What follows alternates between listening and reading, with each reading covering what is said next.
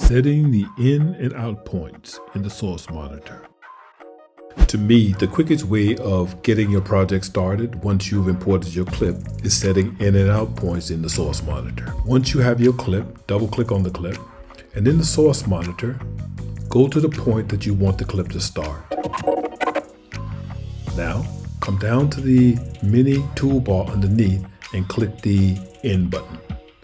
Go to where you want your clip to end and click the out button.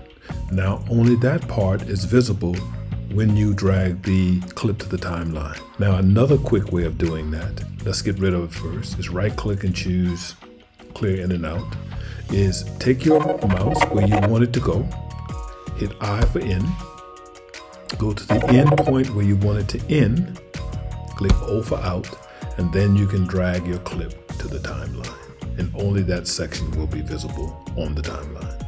In this quick tutorial, we've looked at setting in and out points in the source monitor. Thank you for taking time out of your day.